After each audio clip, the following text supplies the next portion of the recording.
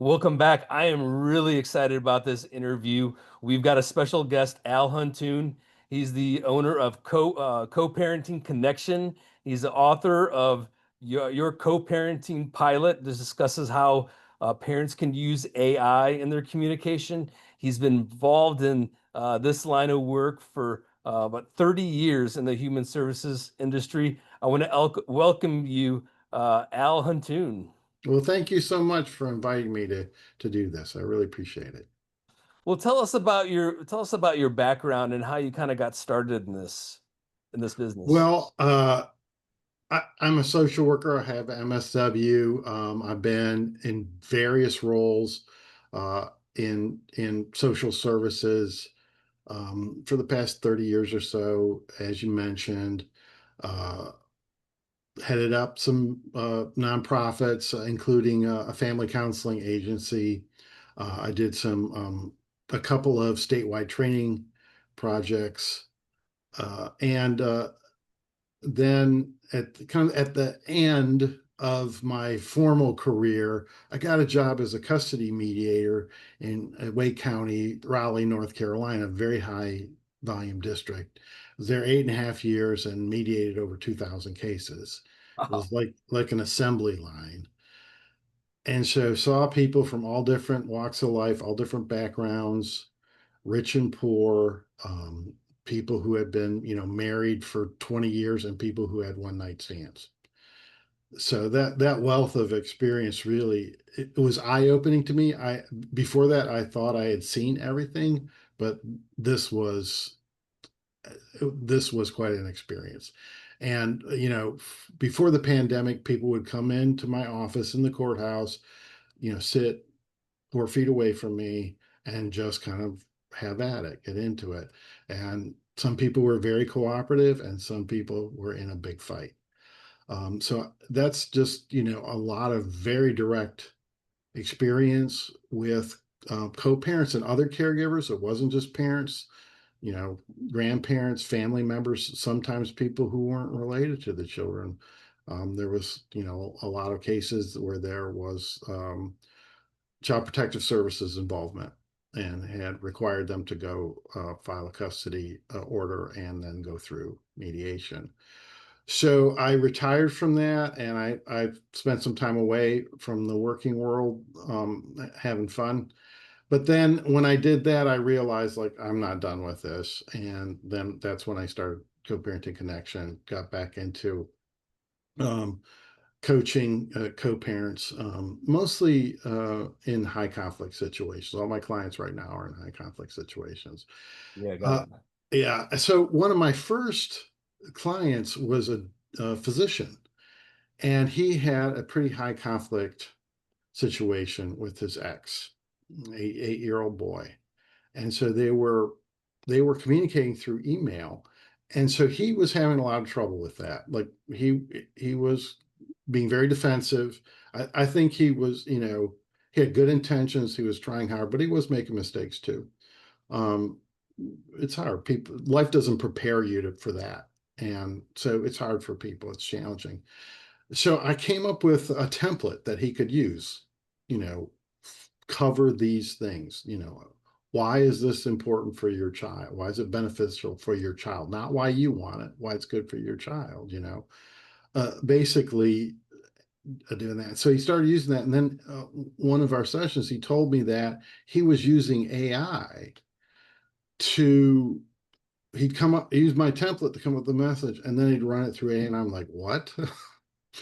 And at first I felt like a little, you know, frustration. Like I spent some time like coming up with this template for you.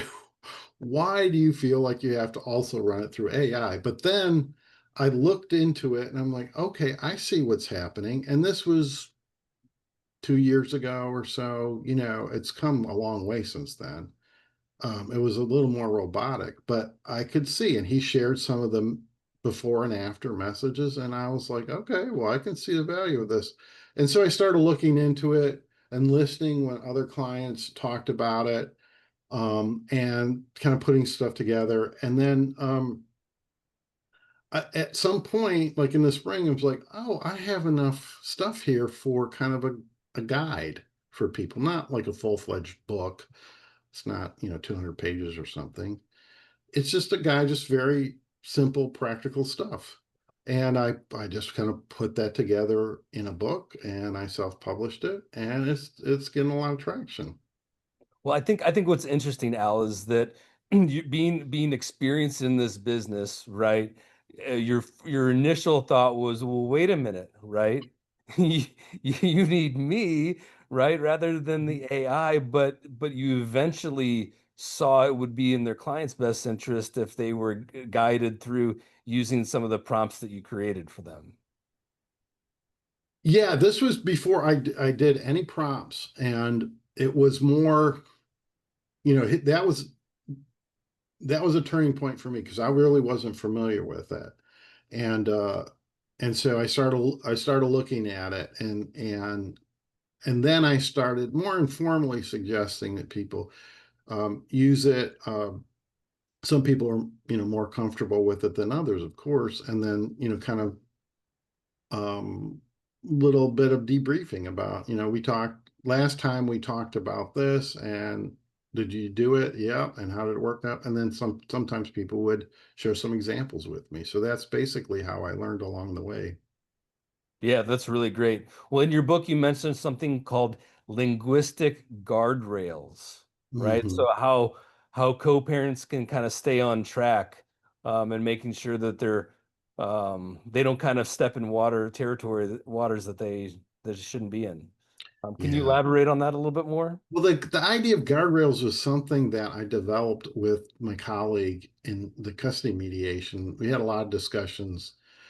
There was no water cooler, but it's in the hallway and we're discussing our cases and things that we learned. And one of the things we learned is that, you know, there's something valuable about having clear guardrails so people don't go off, onto dead end dirt roads, right? As they so often do. Just things that will keep them on track.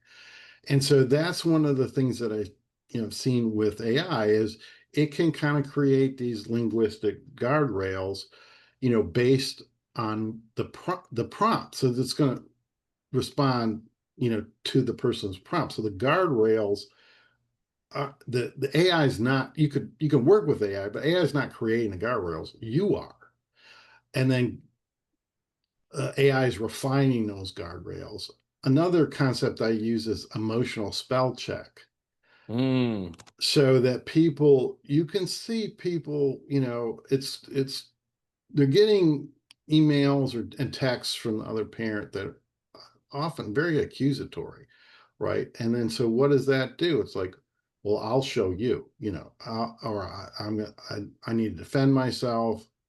I need to counterattack. And so those are the kinds of things that AI can help with, kind of keep the the communication more neutral, more direct, more solutions oriented. And if you allow me a kind of a dad analogy, right? AI is a tool. So, when I co-parenting co-pilot, there's a nice alliteration there, but really what is a tool? So it's, there's lots of kind of tools. It's not like a hammer. It's like a drill, right? Drills require drill bits. So the AI itself is like the drill, but the prompts are the drill bits, right? And the drill bits are based on what size of a hole what do you want to do with the drill? So that's the prompts. Those are of your choosing, your creation. And then the other thing about a drill is, you're not just going to drill any old hole. You want to drill the hole of the right size. So there's an intention that goes into it, right? You're not just randomly drilling holes of random sizes. It's specific, it's purposeful. So the three things kind of go together. And that's how I see it, as the overall tool, and then there's bits that you fit to it, and then you have intention of how you use it. yeah, I love it. So give me some example of some of these prompts that you've seen to be effective. Well, I think, one of the things is, to you can do a couple things. It's particularly useful with email. So you could say, I got this email message from my co-parent, right? And I want to respond to it in a way that's, direct, neutral, solutions oriented. Can you help me with that? Right? Here's what I'm thinking. And then you start your message. So that's the most basic communication thing, is to set up those guardrails for the AI. Oh, you can also say, I need to communicate with my co-parent about a difficult issue, right? Pick one. I'll just pick a simple one that was occurred surprisingly frequency, is about clothes. Kids are going back and forth from each parent, right? And they're wearing clothes. They're starting at one parent's house with a set of clothes, and then they go to the other parent's house wearing those clothes. And they come back from the second parent's house wearing a set of clothes. And people have different standards with clothes. Like some people, they want brand stuff. They're not buying those at Walmart. The other parent is more, budget conscious, and they're not wearing Jordans or something like that. So that can create a real problem. And sometimes I think it's, if the nicer clothes or certain clothes that you want at your house. So requesting the clothes. So I want to request these clothes back from my co-parent, but I don't want it to sound like I'm accusing them of something or assigning blame or I'm mad, right? I want it to just sound like a simple request. So that's just a concrete example. It's an example that I saw in mediation, like I said, a surprising number of times. But when you think about it, it makes sense. Are there some things that maybe you shouldn't say into the prompt in order to get a collaborative message across? Well, there's some things you shouldn't do. And I think one thing just in general, to zoom out a little bit, is you have to be careful with AI, because you see those movies or, you know, TV series or whatever, streaming series, and there's a boss and there's an assistant who's a complete suck up that's always flattering the boss, always, a real yes man or woman, right? Just, completely um, under that person's. That's AI. That is how AI is going to respond to you. Like you're the best person in the world. And you have to be very careful of that and ask whatever AI you're using, if it's Chat, GBT, or Claude, or Gemini, or Copilot. Those are the big ones. Um, to not do that, to quit doing that. So I think that's the main thing I would tell people to watch out for. Not necessarily something not to say. If you say that my co-parent is a bad person and they're doing bad stuff to my kid, right? The AI isn't going to contradict you. They don't know. They're getting all their information about the situation from you. And they are going to suck up to you. And so they're going to accept that. That's what you have to be careful about. Now, sometimes like I said, my clients are all in high conflict situations, and so sometimes the other parent is acting in a very coercive, controlling, manipulative manner. So that is the reality. Um, so I think there's kind of a fine line, a balance there. But you can't. I guess the bottom line is you have to be careful. Is that whatever AI you're using, you have to remember they've never been in a failed relationship. They never felt an emotion, right? Yeah. They don't they it seems like they know. They'll say all these supportive things that have an emotional aspect to them, but they don't actually. That's something you have to be careful about. Yeah, it's interesting because in a high conflict situation, it could become extremely emotional, and AI, right, takes the emotion out of it, right? It can you if you ask it to, it can. But again, you have to right if the drill analogy is a good one, I don't know. You have to use the right drill bit. It's going to it's relying on you for all the information about your situation. So if you're describing a co-parent, and it may be rightfully so, that's controlling and manipulative and coercive and super difficult because there's lots of them out there. It's going to sympathize with you, but if that's your case, and for people who are listening or watching this, I hope that's not their case. I hope they're just kind of struggling with the more average, the more typical challenges of co-parenting. But if it is the case, then you want to take a more of a containment strategy, right? You have to be very intentional. And so that's what you need to think about is to be absolutely neutral. People say business like. I think of it being as transactional. Um, so but you have to be aware that whatever you bring to it, that's something that you're going to get out of it, unless you're careful about what you're instructing the AI to do. Sure. And I realize you're not an attorney, but some of the cases that you've been working on and conversations with attorneys or judges, what's their perception of AI in this role to establish respectful communication? I think that they're a little bit behind. They're trailing on it. There is a lot of conversation about AI in terms of the business practice, right? Using AI as part of the business practice. And there's some conversation around using AI in terms of mediation, kind of prepping people for mediation.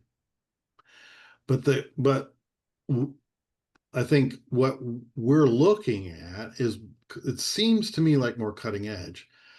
I I have heard from a few attorneys, a handful, and I just emailed someone who I know well today, asking her about it and getting her input. Most of my input is coming from therapists and Mhm. mediators, and I've gotten some surprisingly fantastic endorsements on the book. One is from a therapist and a longtime parenting coordinator, coach, educator, and she wrote a fantastic review of the book. Another one that happened recently that was completely out of the blue was somebody who was Australia's conflict coach of the year. She said it was an amazing book. What? So that's where it's coming from more, I think, than attorneys um, at this point. But I'm hoping that they'll see the value, because they deal with people a lot. They get a lot of when they're in the middle of a custody case. That's when, like, a lot of confusion. And people talk about conflict a lot, but there's a lot of confusion, and people don't know. They don't know how this is supposed to go. And the only professional they're really in contact with is their attorney. So the attorney gets, a lot of the kind of emotional or relational blowback, and they're carrying a lot of that weight. And I think this could be a really good resource for them to give to their clients. So I'm hoping there'll be more attention from family law attorneys. Sure. Well, I'm sure if parents are using an app called either, Our Family Wizard, that seems to be a popular one, or Talking Parents, and Mhm. one parent is using one of these tools to have respectful communication, and then the other one is not. I guess it's very easy for someone to then look at the records and see who is trying to play nice and who is trying to play dirty. Oh yeah, and that's the advantage of, like, Our Family Wizard, which is probably the most popular and been around the longest. Both parents have to use Our Family Wizard, I think. I don't know so much about the other co-parenting apps. There's just getting to be a longer and longer list out there. But yeah, that the big one of the selling points for attorneys for our family wizard is that those communications can then become evidence that they're documented in a way that they could be used as evidence. And our family wizard is using AI. It's easy to integrate AI to kind of do that, you know, the linguistic guardrails for people. I have clients that use our family wizard, and they're saying that that's integrated into the app. Sure. And so, what are some of the features that you would say are important with these communication tools? So, is there a specific attribute that, like the tone meter, right, to adjust the tone Mm-hmm. of the message or the severity, or are there different labels that can be attached to a message when it's, I guess, sent through the platform? Yeah, I'm not that familiar. I've never used a co-parenting app. I've just kind of seen on their website and I've heard people talk about them. I think tone meter and something that indicates urgency. Like one of the big problems that I saw, one of the huge challenges that I saw in mediation and since is text. There's something about text that create a sense of urgency and often a false sense of urgency. Like someone sends a text and I'm guilty too. Like I took my car in for servicing yesterday and there was problems and it was taking way longer. Mhm. And I would text my wife and she didn't text me back for a half an hour. I'm like, what's her problem? Why isn't she texting me back? And I saw that so often that people wanted some immediate answer on an issue that wasn't urgent at all.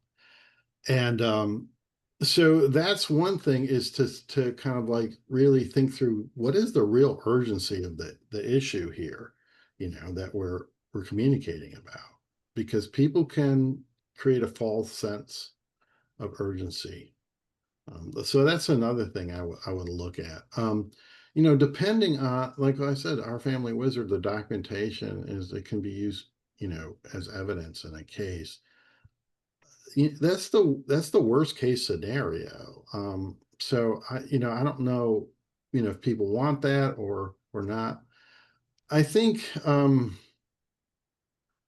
the other thing is that I don't hear is to how to make sure that your communication is more child focused. And I have a chapter in the book, a section of the book about that, and talking about, what if my child saw this message?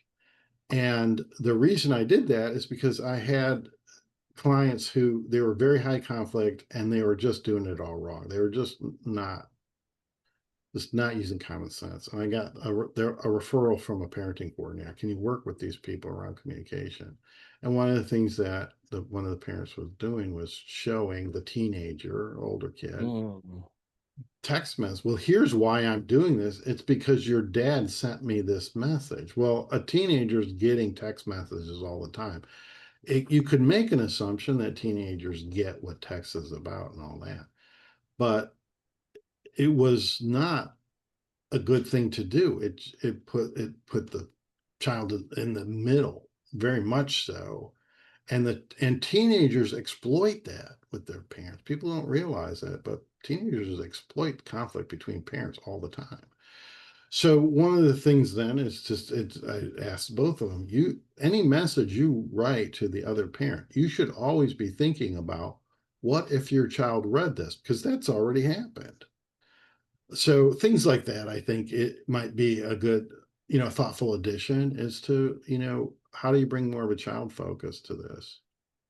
Yeah, no, that's really interesting. Because I can see how things can kind of get lost in translation, especially when there can be a lot of conflict happening.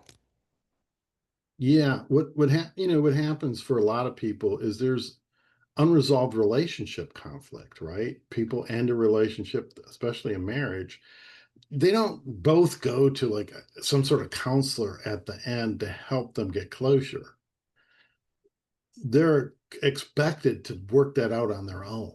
Mm. And people aren't naturally very good at that. So that can continue for you. I've seen that continue for years, this unresolved relationship conflict. And so that conflict becomes the framework for all the communication, and the child is just kind of like often an innocent bystander.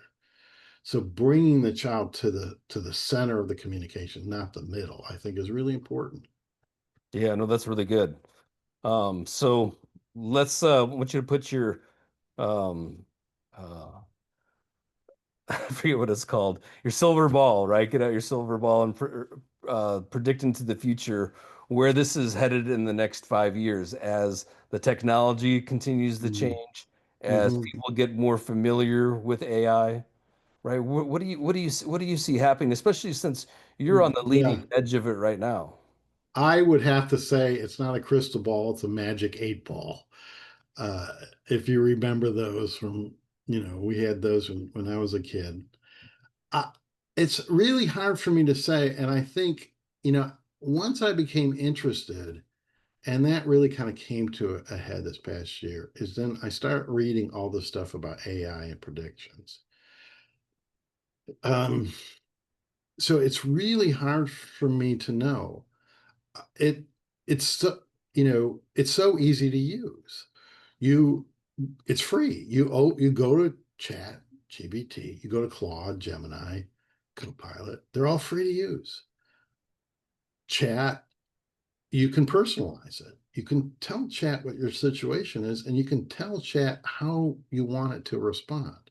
That's all free. There's limits to how much you can use each one of them. I don't know if there's a limit on Copilot, but and Gemini, it seems unlimited. But they're very easy to use.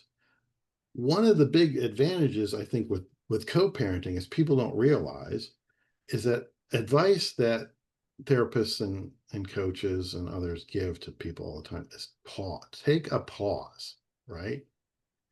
Slow down, because the response you're having initially is usually an emotionally reactive response, which means it's not intentional, it's not strategic. And if you're in a high conflict or even a moderate conflict situation, you need to be strategic. I don't care what. I don't care if it's a co-parenting situation. I don't care if it's work. I don't care if it's a neighbor, a relative. If you're in a high conflict situation or even more moderate conflict, I think it's really important to be intentional and strategic and not emotionally reactive. And the way you do that is pause. Well, if you're going to use AI, what do you have to do? You have to pause. You can, there's apps that you can use on your phone, or you got to get to your computer. You have to, you can use your mic on the phone or computer to dictate to it, but you've got to slow down. And so, that in itself, I think, is a huge advantage. Um, if people use AI more for these kinds of interpersonal challenges, regardless of what it is, I think just the act of pausing and slowing down is going to be huge. I, the there's been some issues with AI and mental health, right? There's been some really kind of almost shocking issues Hmm. with AI and mental health. And so, like I said, people have to be careful. If it, if those companies can get a handle on that, like I said, they don't. Claude seems like the most emotionally intelligent AI. Uh, so if they don't get a handle on making sure that it there aren't those kinds of issues, that there aren't it's more reliable for those things. I think there's going to be some kind of pushback about its use. There's going to be more and more pushback about its use in terms of a coaching type use. So it's hard for I get back to your original question. It's really hard for me to say. I wouldn't say I'm an expert on AI. I would say I'm, an interested student, and that I just seem to be have used it and investigated a little, just a little more than other people, enough to put my thoughts down on paper, which I do a lot. As you know, Doug, I'm writing all the time and putting stuff on LinkedIn. So that was a thing that was, that caught my interest, and I'm going to just spend some time writing about it and put it out there. Well, I encourage everybody watching this to connect with Al or at least follow him on LinkedIn because his writing is prolific on the subject. He covers a lot of topics uh, deeper than most people that I've read about on LinkedIn.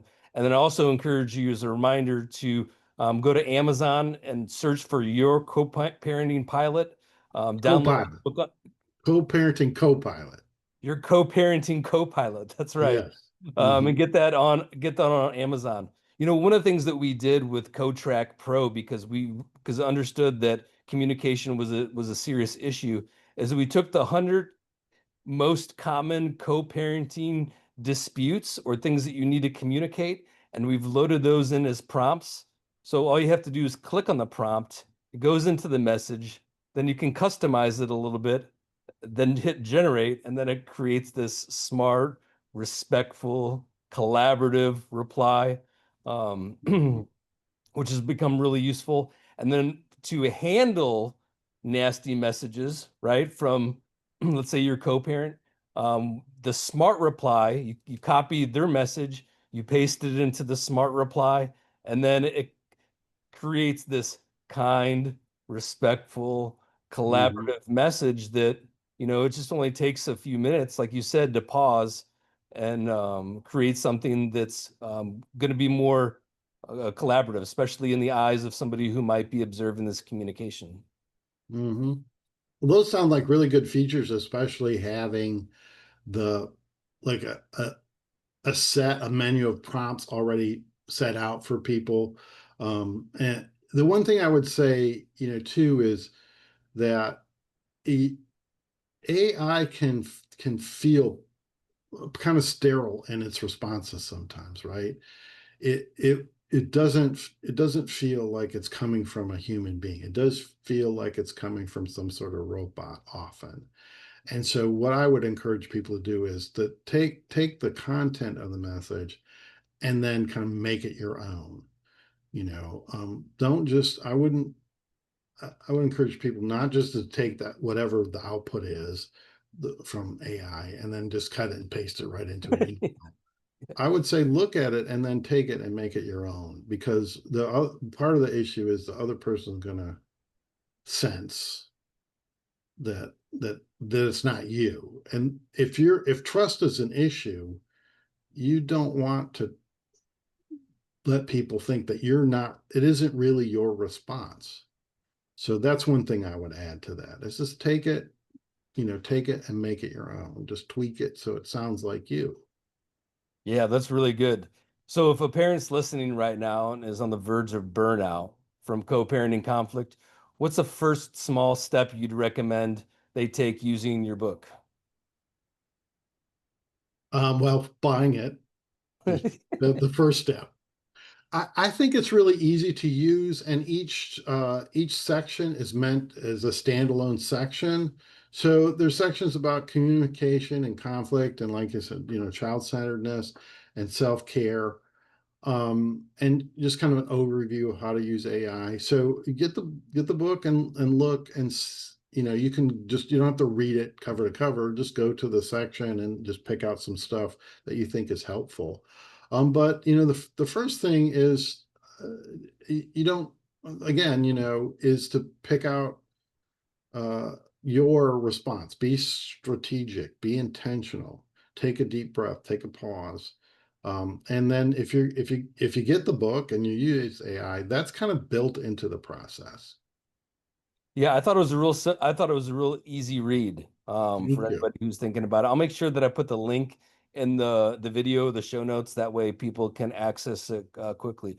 Al, I want to Thanks. thank you for being a part of this podcast. I know that you're a tremendous resource in your own town, right? But also anybody who wants to learn more about high conflict situations, um, uh, I'm going to definitely recommend you as a resource. So thank you. Well, thank you for inviting me. That's so kind of you. I really appreciate everything said and appreciate the conversation today. It's been great. Thanks, Doug.